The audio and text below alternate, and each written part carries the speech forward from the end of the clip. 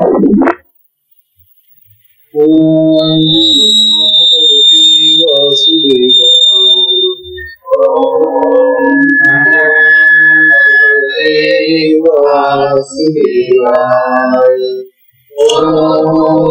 Namo Bhagavate Vasudevaya. Om Namo Bhagavate Vasudevaya.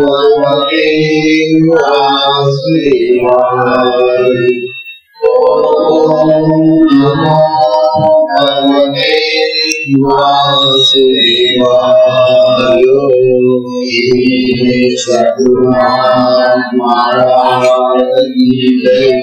Avadhuta Chintan Sri Gurudeva Datta. Param Puja Sri Sadguru Swami Shivamchitra Maharaj ki jai.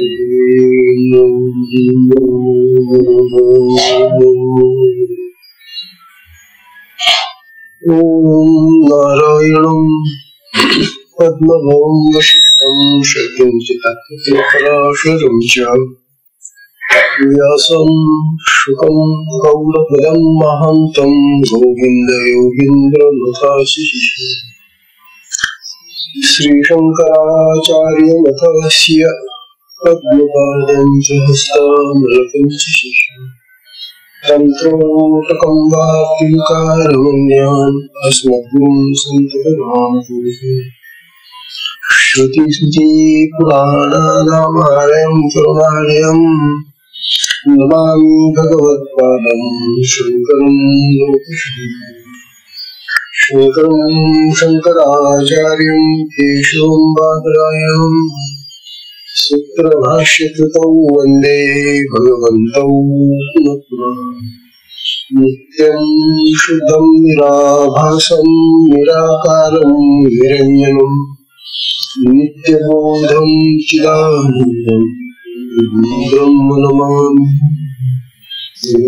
Brahma Namami Brahma Namami Ishvara Gururapneti Musti Veda Vibhagini Namavatyattadevaya Dakshinamurte Dakshinamurte Dakshinamurte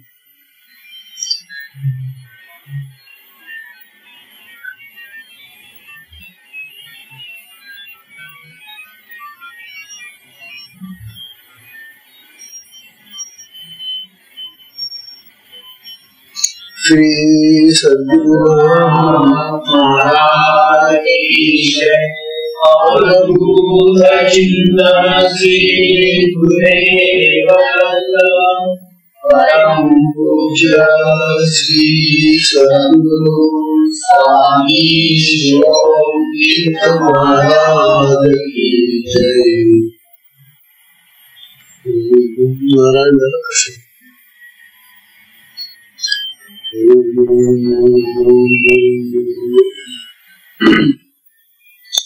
Shri Sadguru Maharaj ki jai. Avadhuta Chintan Sri Gurudeva Datta. Param Puja Sri Sadguru Swami Shivamchitra Maharaj ki jai.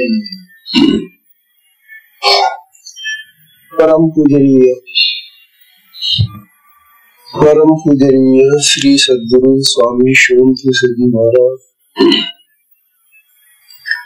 यांच्या असीम कृपा आशीर्वादाने हा शक्तिपात मार्गाचा सत्संगाचा सुरू आहे. सत्संगाचा विषय गुरुगीतेतल्या श्लोकात आज चाललेला होता. ही जी गुरुगीता आहे ही गुरुगीता आणि शक्तिपात मार्ग यांचा अतिशय एकच प्रकारचा बोध आहे. गुरुगीता आपल्याला शक्तिपात मार्गाचाच बोध देणारी आहे आणि म्हणून आपले सद्गुरू शिवमचंद्र महाराज हे वारंवार साधकांना सांगत असतात की अहो घरी गुरुगीता वाचा, कारण या गुरुगीतेमध्ये शक्तिपात मार्गाची खूप छान ओळख करून दिलेली आहे आणि सद्गुरूंचाही परिचय झालेला आहे. काल आपण गुरुगीतेतल्या श्लोकावरच पंडित गोपीनाथ कविराज यांचं जे विवेचन आहे या श्लोकावरचं ते पाहत होते. तो श्लोक आहे अज्ञानतिमिरान्धस्य ज्ञानाञ्जनेन शलाकया चक्षुरुन्मीलितं येन तस्मै श्री गुरवे नमः. तेव्हा या श्लोकाचा जो अर्थ आहे तो शक्तिपात मार्गाशी संबंधित आहे. अज्ञान तिमिर काय असतं, त्याच्यामुळे अंधत्व कसं येतं आणि या अंधत्वाला दूर करून चक्षुचं उन्नयन करण्यासाठी ज्ञानाची शलाका, ज्ञानरूपी अंजनाची शलाका सद्गुरु कशी घालतात हे आपल्याला काल समजून सांगतात. तेव्हा या श्लोकाच्या संदर्भाने आपल्याला हे जे गोपीनाथ कविराज शक्तिपाताचं वर्णन करत आहेत ते बघा. काल आपल्याला ते असं सांगत होते की दीक्षा घेण्यापूर्वी, ही शक्तिपाताची दीक्षा घेण्यापूर्वी साधकाची अवस्था कशी असते. हा साधक देहालाच होत असतो आणि जीव होत असतो. तेव्हा त्याचा हा जो जीव भाव आहे, देहाला जो मी म्हणतो आहे आणि ज्याला आत्म्याचा पूर्ण विसर पडलेला आहे, अशा साधकाला किंवा शिष्याला सद्गुरूंची कृपा म्हणजे दीक्षा जेव्हा होते त्यावेळेला ती शक्ती जागृती म्हणून ती कुंडलिनी महामाया आत्मशक्ती त्याला मग बोध करून देते.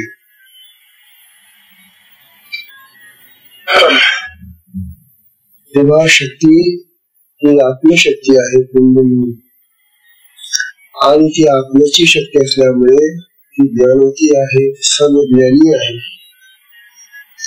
आणि म्हणूनच ती त्या शिष्याला ज्ञान देते, आत्मज्ञान देते, बोध देते. तो जो अज्ञानाने अंधळा झालेला आहे त्या अंधळ्याला त्याचं जे अज्ञान आहे ते अज्ञान घालवल्याशिवाय त्याचा तो अंधळेपणा जात नाही. जगामध्ये असे आंधळे आहेत जे अज्ञानाने आंधळे झाले. डोळ्यांनी चांगले, डोळ्याने खडखडीत पाहतात, परंतु अज्ञानाने त्यांचे डोळे आंधळे झालेले ते त्यांना माहिती नसते. म्हणून हे जे सत्य स्वरूप आहे आत्म्याचं, ब्रह्माचं आणि जगाचं ही जे खरं स्वरूप आहे ते जोपर्यंत कळत नाही तोपर्यंत अज्ञान. अशा अज्ञानामध्ये मायेच्या त्या फाकट पसऱ्यामध्ये संसाराच्या त्या नाना प्रकारच्या सुखदुःखांमध्ये तो मनुष्य भटकत असतो आणि त्याला खऱ्या ज्ञानाची, खऱ्या आत्म्याची ओळख होत नाही. तेव्हा त्याचा जीव भाव तुटल्याशिवाय, त्याचा देहभाव गेल्याशिवाय त्याला आत्म्याचं स्वरूप कळत नाही. आणि हा त्याचा जीव भाव तोडण्यासाठी त्याला दीक्षा आवश्यक आहे. शक्तिपात दीक्षेशिवाय जीव भाव जात नाही. ती शक्तीच त्याचा जीव भाव करते. असा हा कालचा विषय आपला चाललेला असताना आज आता त्याचा पुढचा भाग आहे. अज्ञानाच्या अंधाराने अंधळ्या झालेल्या जीवाला काय प्राप्त होतं? प्रथमतः अज्ञान गेल्यानंतर त्याला जर काही प्राप्त होत असेल तर त्याची जी बुद्धी आहे ना, ती बुद्धी शुद्ध होते. शक्ती काय करते? शक्ती त्याच्या सगळ्या इंद्रियांना शुद्ध करते, स्वच्छ करते.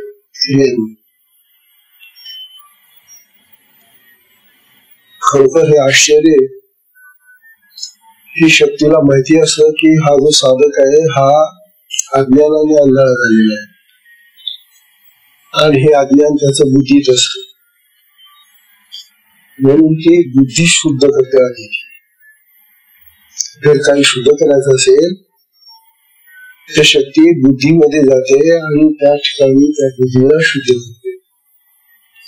आणि मग ती बुद्धी जेव्हा शक्तीच्या क्रियांनी शुद्ध होते तेव्हा तिथे नित्य अनित्य असा विवेक निर्माण होतो. नित्य काय आहे आणि अनित्य काय आहे?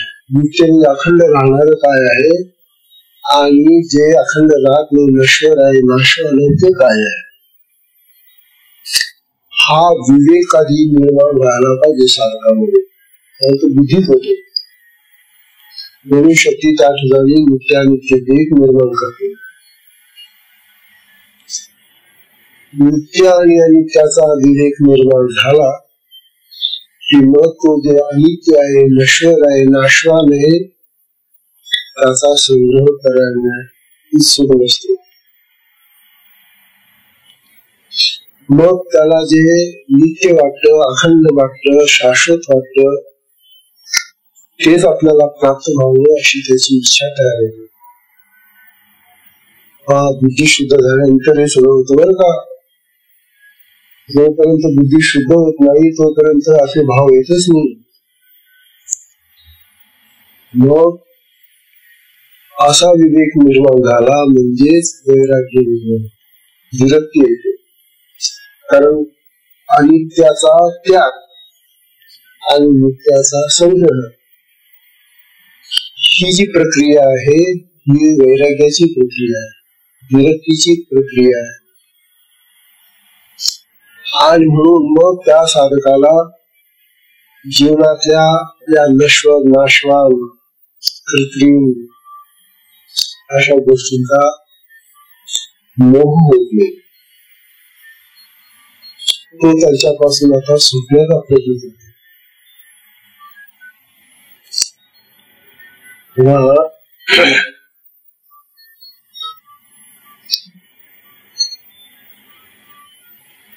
या श्लोका सांगितल्याप्रमाणे त्याचं अज्ञान आता कमी कमी व्हायला लागलं. विवेक आणि वैराग्य ह्या दोन गोष्टी अशा महत्वाच्या आहेत. विवेकाने सत्य कळायला लागलं आणि वैराग्याने जे सत्य आहे त्याचा मार्ग तो धरायला लागला. कारण वैराग्याशिवाय, अनासक्तीशिवाय मनुष्य परमार्थाचा मार्ग भेटू शकत नाही. एखाद्याने समजा अज्ञानी अवस्थेत जरी त्याने तो मार्ग धरलेला असला तरी तो खरा चालत नाही.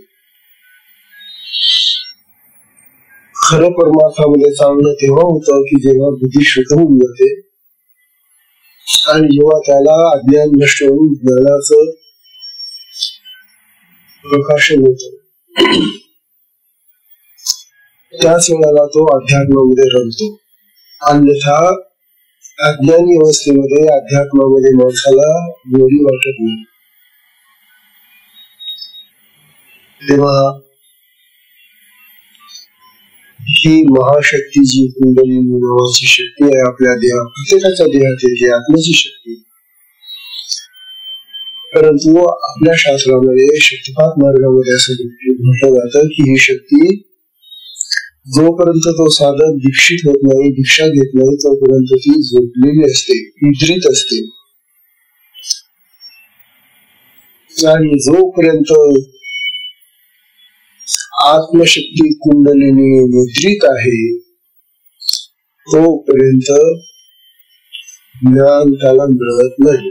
कारण की ज्ञानवती आहे, ज्ञान देणारी आहे, स्वच्छता करणारे, म्हणून आत्मज्ञानाचा मार्ग त्या शक्तीने प्राप्त होतो. म्हणून आपल्या शास्त्रामध्ये असं सांगितले की प्रत्येक जीवाला, प्रत्येक माणसाला ही कुंडलिनी शक्ती जर जागृत करून मिळाली तरच त्याला अध्यात्मामध्ये गोडी लागते. तो भगवंताच्या सेवेमध्ये, पूजेमध्ये, भक्तीमध्ये रंगू लागतो. तेव्हा अशी ही जी निद्रित झालेली शक्ती आहे तिला जागृत करण्याचं कार्य सद्गुरू, अर्थात ती अन्य मार्गाने जागी होते, होत नाही असं नाही, परंतु अन्य मार्गाने जागी होण्यासाठी खूप त्याला तपश्चर्या, खूप त्याला साधना करायला लागते. जसा जप करतो, ध्यान करतो, भक्ती करतो, रमून जातो, पण त्याच्यामध्ये खूप काळ निघून जातो. परंतु सद्गुरूच्या कृपेने ही शक्ती तत्काळ जागृत होते, त्याच्या आयुष्याची बचत होते. नुसती शक्ती जागृत करून घेण्यासाठी जर त्याचा खूप वर्षाचा काळ निघून आयुष्य पुढे साधनेला कुठे वेळ मिळेल त्याला. म्हणून आयुष्याची बचत, आयुष्याचा बराचसा काल आपल्याला साधनेला पुढे मिळतो. जर गुरुकडून दिशा घेतली तर तत्काळ ती त्यावेळेला जागृत होते आणि कार्याला लागते. आणखी एक फरक असा आहे की स्वप्रयत्नाने जागृत झालेली कुंडलिनी शक्ती अमर्याद वेगाने वाढते, तिच्यावर नियंत्रण कोणाचंही नसतं मग, आणि ती बेफाट होते, अफाट होते, अफाट क्रिया करते. आणि त्या अफाट क्रियांनी मग तो साधकही भांबवून जातो आणि त्याला पाहणारे तो बस म्हणतात हा मॅडच झाला, वेडा झाला. म्हणून स्वप्रयत्नाने जागृत केलेली कुंडलिनी शक्ती अशा तऱ्हेनं त्या साधकाला, त्या शिष्याला लोकांच्या सहवासामध्ये, लोकांच्या प्रेमाचा आधार घेऊ देते. लोक त्याच्याकडे वेडा, मूर्ख, पिशाचाने पछाडलेला असं म्हणून पाहतात.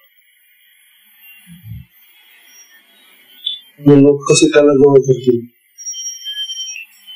म्हणून लोक त्याचा तिरस्कार करतात. म्हणून स्वप्रयत्नाने ही शक्ती जागृत होते, परंतु ती जागृत झालेली शक्ती लोकांचा निंदेचा विषय होतो. त्याला माहिती नसतं की आपली कुंडली जागृत झालेली आहे, आता ही एकांतामध्ये आपण साधना केली पाहिजे हे कोणी सांगितले त्याला. म्हणून सद्गुरूंच्या कृपेनं जेव्हा ही जागृत होते त्यावेळेला सद्गुरूंच्या मार्गदर्शनाखाली ती शक्ती चालते आणि त्या साधकालाही गुरु मार्गदर्शन असं करतात वगैरे या क्रिया तू लोकांमध्ये करू नको. ही एकांताची साधना आहे आणि एकांतामध्येच तू ही साधना करायला हवी. जर त्या क्रिया होत असतील तर त्या क्रिया लोकांमध्ये दाखवू नको. तेव्हा ही सूचना सद्गुरू देतात. त्यामुळे हे असे आश्रम किंवा अशा एकांताच्या जागा तो घेतो आणि मग आपली साधना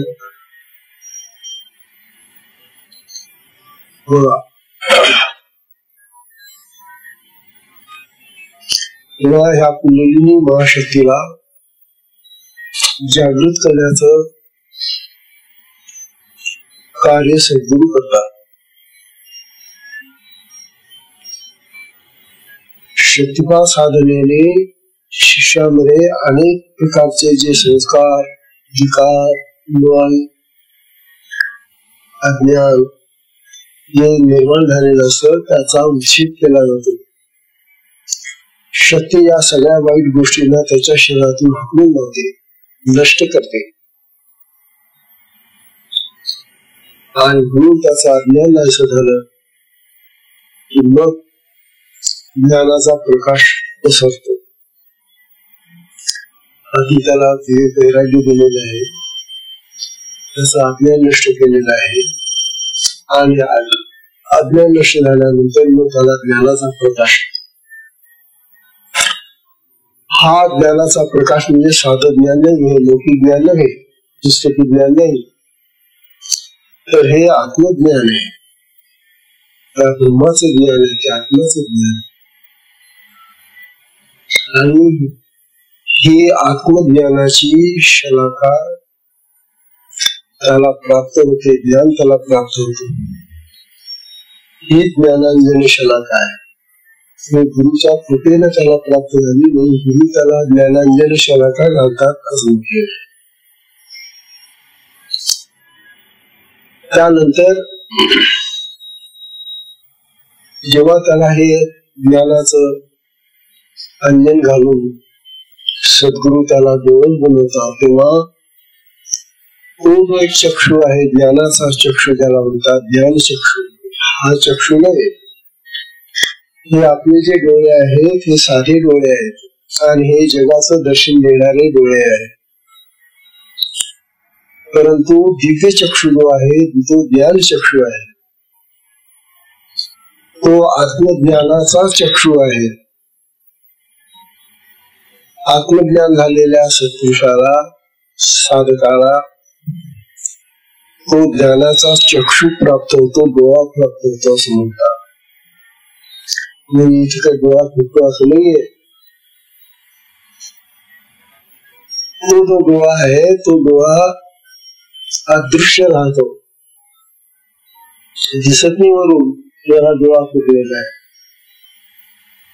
परंतु तो जो डोळा आहे तो डोळा दिव्य दर्शन दाखवणारा दिव्य चक्षु आहे. आत्म्याचा प्रकाश त्यातून जातो बाहेर आणि त्या आत्मप्रकाशाने तो जगातल्या सगळ्या वस्तू एका ठिकाणी राहून पाहू शकतो. असं त्या दिव्य चक्षुचं महत्व आहे. शास्त्रामध्ये फार त्याचं वर्णन आहे. बघा, भगवंतानी गीतेमध्ये अर्जुनाला स्वतः सांगितलं, काय सांगा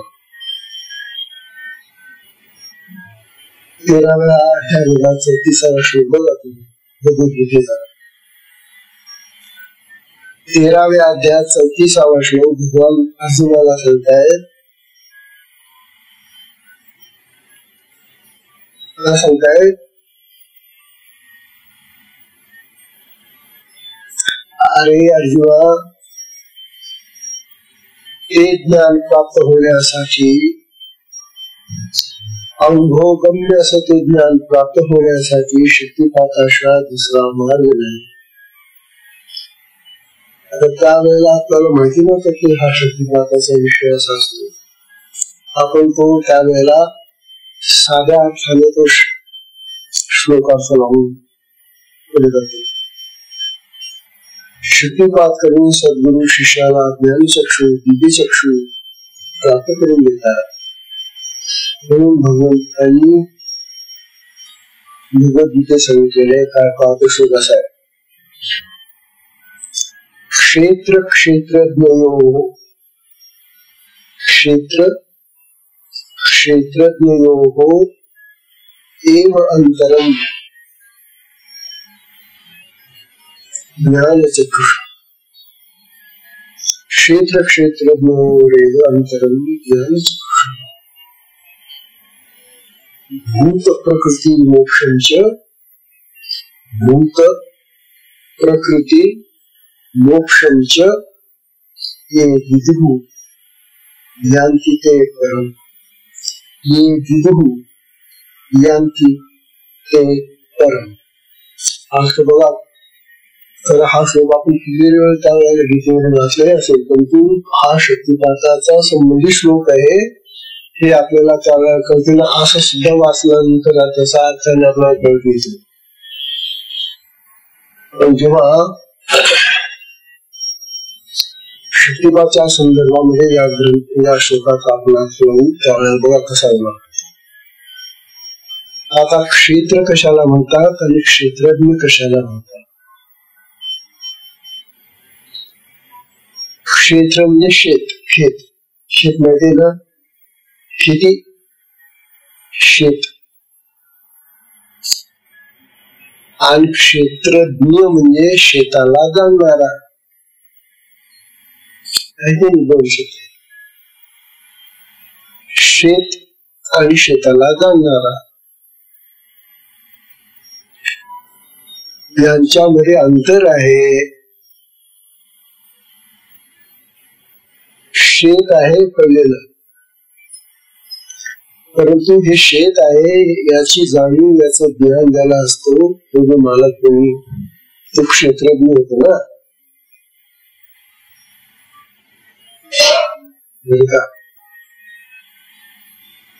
तेव्हा हे जे शेत आणि शेताचा जाणकार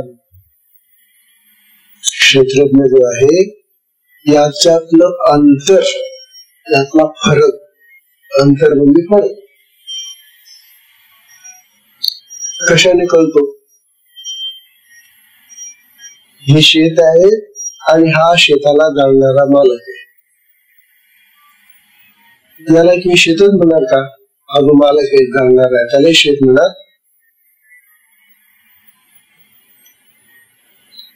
मग हे जे अंतर आहे ते शेत वेगळं आहे आणि शेताचा जाणकार वेगळा आहे.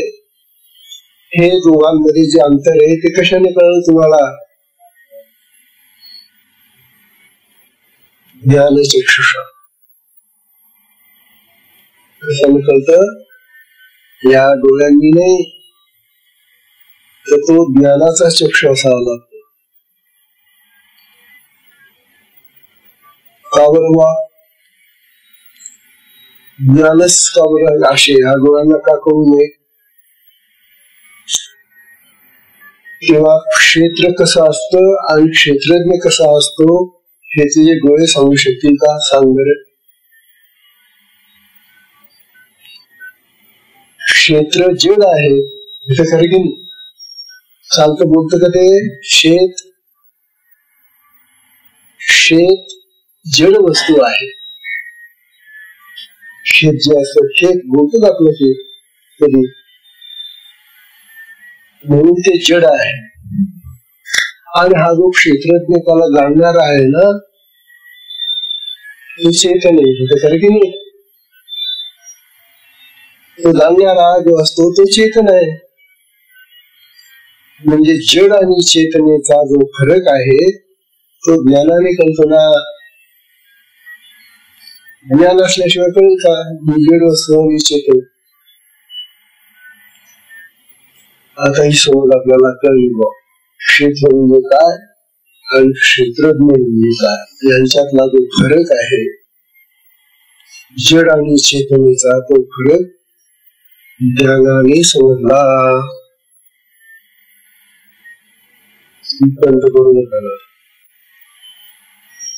आता पुढे सांगतात त्या श्लोकामध्ये भगवान क्षेत्र क्षेत्रज्ञयोरेवम् अंतरम ज्ञानचक्षुषा भूत प्रकृति मोक्षम च ये विदुः. आता बघा, तीन गोष्टी भगवान सांगतायत अर्जुनाला. अरे अर्जुना, भूत म्हणजे प्राणी मात्र, प्रकृती म्हणजे हे सगळं जगत, प्रकृती आणि मोक्ष म्हणजे यातून मुक्त होण्याची क्रिया. ये विदुः जे जाणतात. गीत म्हणजे जाणणे. काय जाणतात?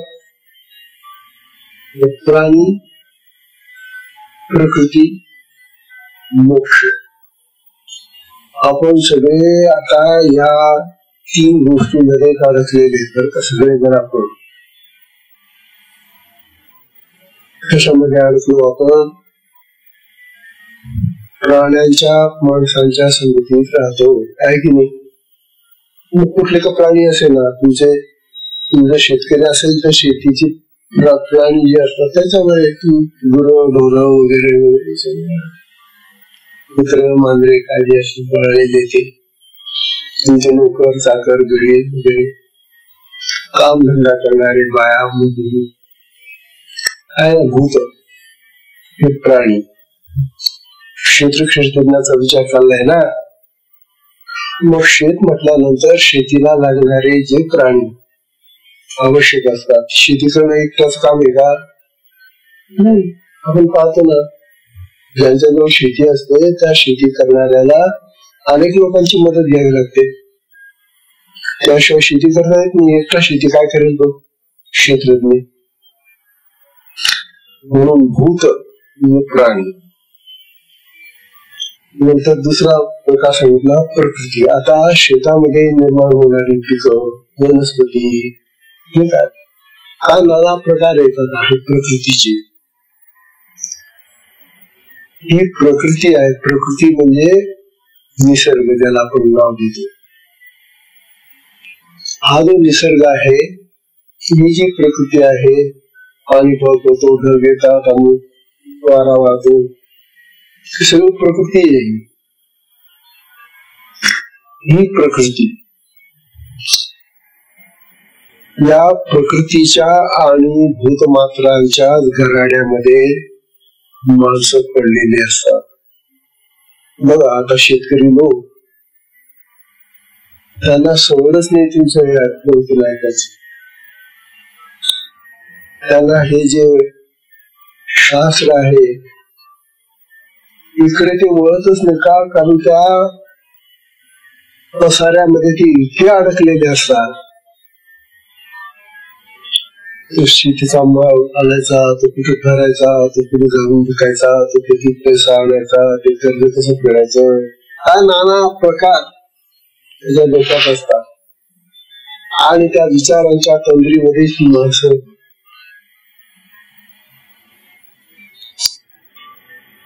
हे जे अध्यात्म ज्ञान आहे किंवा आत्मज्ञान आहे याच्याकडे फिरकत नाही. कशी फिरते त्याच्यामुळे? त्या माणसाला जर आपण बोलून आणणार आहे, बंद करा आता, संध्याकाळ झाली, बंद करा काम, या इथं जरा बसा, थोडं ऐका.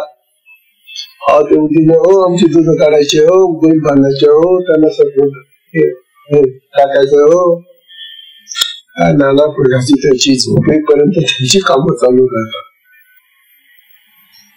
कुठे त्यांना वेळ आहे?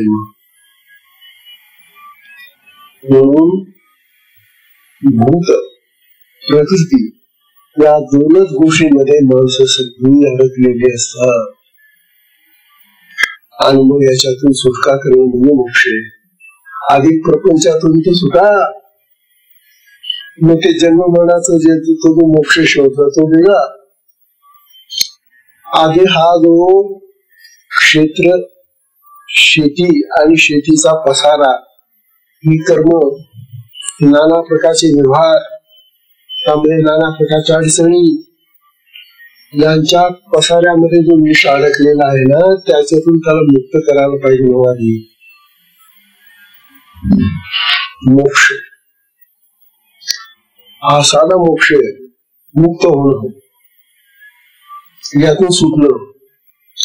आज जिथं आपण या साध्या गोष्टीतून सुद्धा सुटू शकत नाही, आणि आपल्याला कोणता मोक्ष पाहिजे? जन्म मरणाच्या चक्रातून सुटायचं आपल्याला.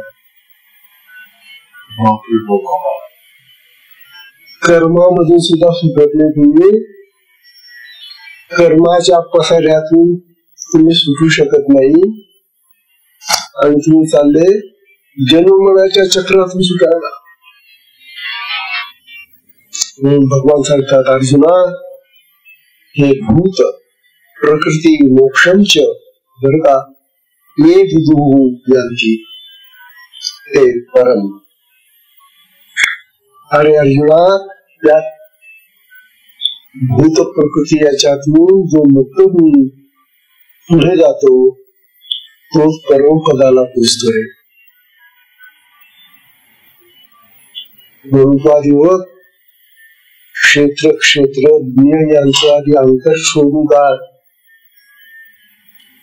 जड आणि चेतनाचा फरक जाण आणि चैतन्याकडे चल तू चेतन आहेस आणि चेतनच मनुष्य या मोक्षाला प्राप्त होऊ शकतो. पण त्या भूत आणि प्रकृती यांच्यातून बाहेर पडायला चेतन तर शेत बाजूला विका त्या शेताला सांगितलं रे शेता शेता तू या प्राणी आणि या प्रकृतीपासून मुक्त होऊन जा म्हणून. तो म्हणजे मला काय करायचं हे जड आहे बिचार त्याला काही नाही पण त्याचा जो जाणकार आहे मालक आहे त्याला मुक्त व्हावं असं भगवान सांगितले. तात्पर्य असं की मुक्ती हा जो प्रकार आहे मुक्त होणं म्हणजे बाजूला होणं सुटून जाणं मोक्ष म्हणतात त्याला. हा साधा कर्म मोक्ष सुद्धा आपल्याला होत नाही. अहो संसाराची बंधन का थोडी असतं का. बघा तुम्ही एखाद्या दिवशी खूप आपलं हॉल भरलेला असतो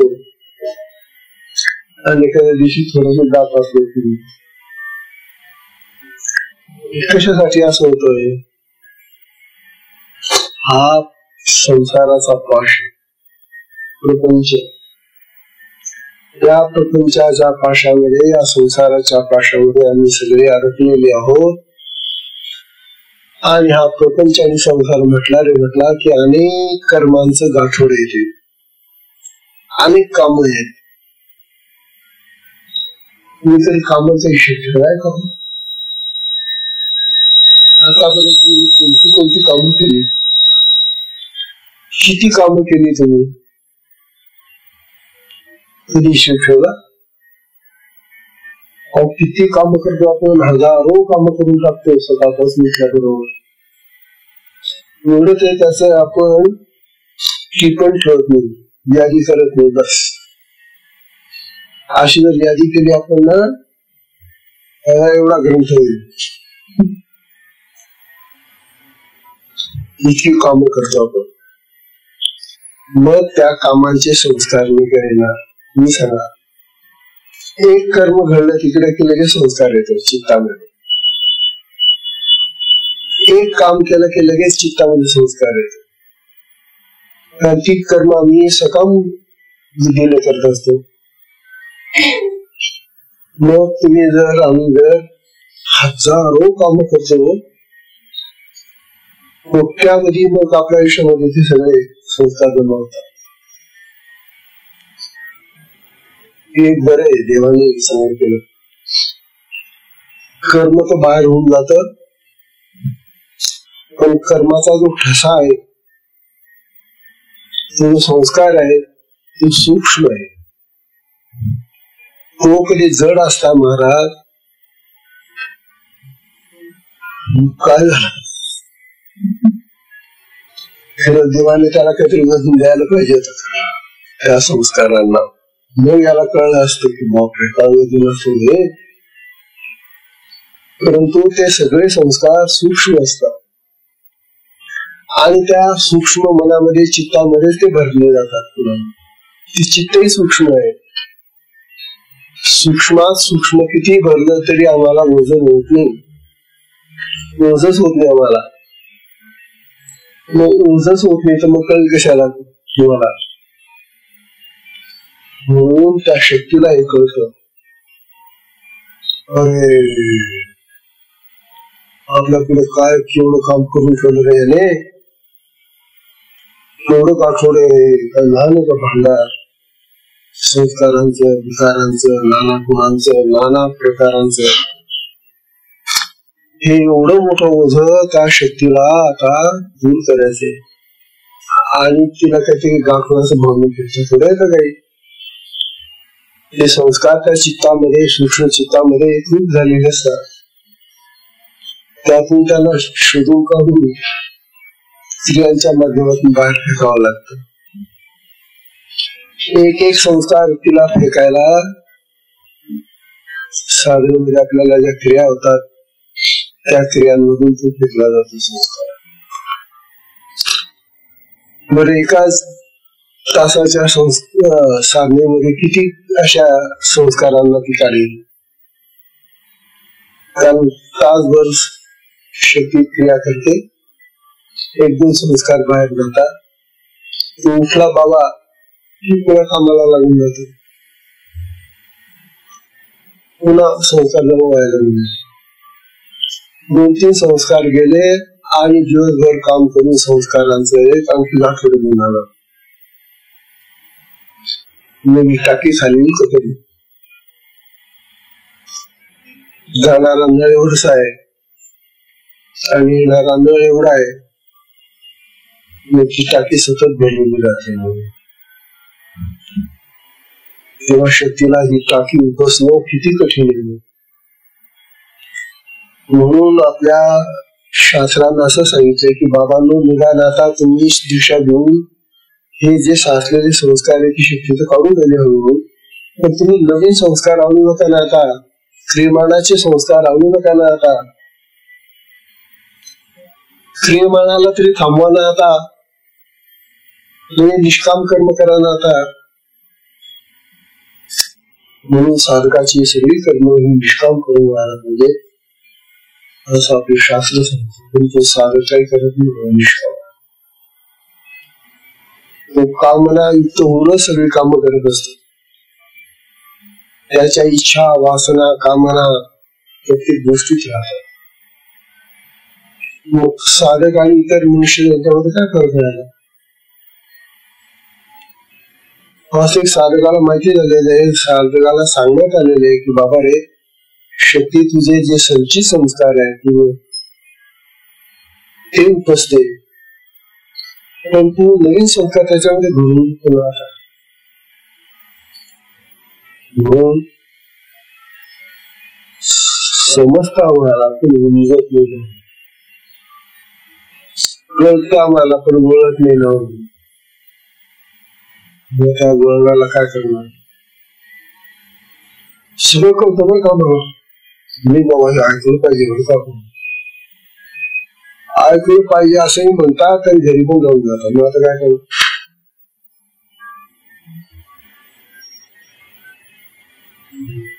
याला कळणं आणि वळण. तात्पर्य असं की आपल्या जीवनामध्ये हा संसार, हा प्रपंच आल्यामुळे साधकाला धड तो परमार्थ करू देत नाही, धड चांगला संसारही करू देत नाही. तिकडे संसाराकडे लागावं तर तिकडे परमार्थ बुडतो, परमार्थाकडे लागलं तर संसार बुडतो. अरे बापरे, मग काय करावं? त्यापेक्षा नको हा परमार्थ जाऊ द्या, हे गुरुची भांडण नको, ही साधना नको, गुरु नको, काही नको, आपलं बरं आहे आपलं पूर्ण काळ. पुष्कळचे साधक बिचारे सोडून देतात, जाऊया पूर्वीसारखे पहिल्यासारखे जातात. भगवान मला सांगून राहिले, अर्जुना अरे या गोष्टीतून सुटणं बंद कठीण आहे बरं, तू तरी सुट रे अर्जुना. क्षेत्र आणि क्षेत्रज्ञाचं अंतर जाऊन घे आणि भूत आणि प्रकृती यांच्यातून लुटून जातील, तरच तू सुखी होशील, ज्ञानी होशील, आत्मसुख तुला त्यावेळेला प्राप्त होईल अर्जुना, असं म्हणाल. अशा प्रकारचा उपदेश त्यांनी अर्जुनाला त्याही ठिकाणी केलेला आहे. तात्पर्य असं, मुक्तीचा उपाय, मोक्षाचा उपाय कोणता? मोक्ष इथं अगदी साधा मोक्ष, प्रपंचाचा, संसाराचा, कर्मांचा, या बंधनातून सुटण्याचा उपाय, हा मोक्ष इथे सांगितलेला आहे. परंतु भगवंतांना एवढ्या मोक्षाने काही भागणार नाही याच. समजा एखादा मनुष्य शेतीचा धंदा सोडून दिला, मजूर लावले, काही केले, घरात जाऊन बसला, मुक्त जाऊन म्हणेल, असं चालेल का ते? नाही. तेव्हा मोक्ष म्हणजे कर्माच्या आसक्तीतून सुटणे, कर्मासक्ती सुटणे. कर्म ते करावे लागणार, इंद्रिय आहे तोपर्यंत खावंच लागेल ना. कोण आहे ना, पोट आहे ना, मग ते तर भुकेलं होणार. आणि ते भुकेलं झालं की मग तडफड करताना ते लोक राहणार. हो, भूक लागली ना, म्हणजे बाकीच राहू द्यायचे, आधी ते द्या मला. किंवा हे जे कर्म आहे, कर्मातून सुटत नाही, कर्म करायला लागणार. परंतु कर्म करताना त्या कर्माची आसक्ती ठेवू नका. बस अशी जर कर्म केली तर कुठलेही कर्म तुम्हाला बांधणार होणार नाही. कर्माचं बंधन तुमच्यावर पडणार नाही. कर्म बंधनातून आधी सुटा, आणि जो कर्माच्या बंधनातून सुटून जातो, अनासक्त होतो, विरक्त होतो, तोच मोक्षाच्या म्हणजे अंतिम जन्ममरणाच्या मोक्षाच्या वाटेला लागतो.